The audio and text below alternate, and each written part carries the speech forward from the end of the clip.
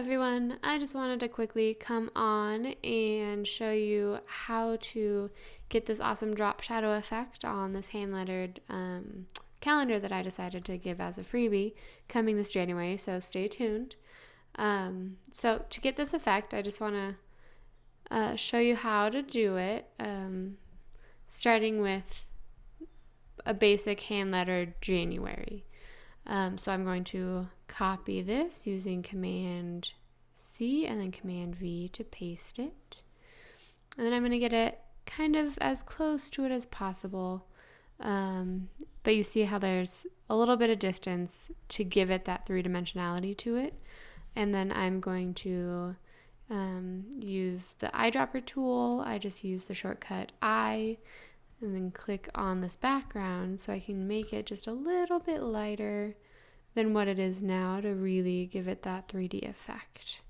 So let me click off, and you can see that it's definitely looks three-dimensional, but I don't exactly like how this turned out, so I want to make it just a little bit lighter to make it pop.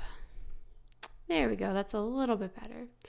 So that's one way to give you a 3D effect. I want to show you another way to do it. So I'm just going to copy and paste this.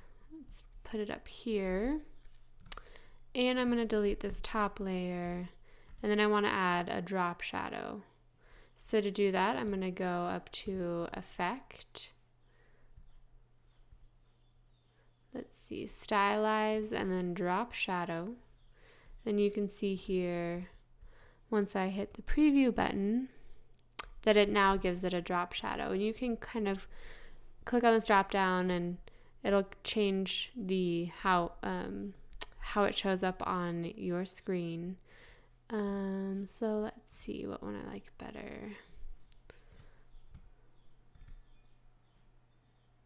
Oh, that's an interesting one. So I'm going to use Multiply. I think that's just the normal go-to, and then I want to change the color. So let's do like a lighter gray so it's not so harsh. There we go. And then I'm going to bump down the opacity a little bit.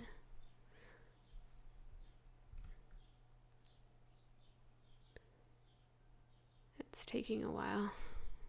There we go. It usually happens when you hit preview that this kind of slows down, the functionality slows down a little bit. So if that happens to you, it's totally normal. And then I'm going to hit OK to see how it looks. Yeah, I think that looks really nice. So there's option 1 and option 2 for a drop shadow effect. Thanks for watching, and stay tuned for more awesome tips and tricks coming your way in the coming weeks. Bye!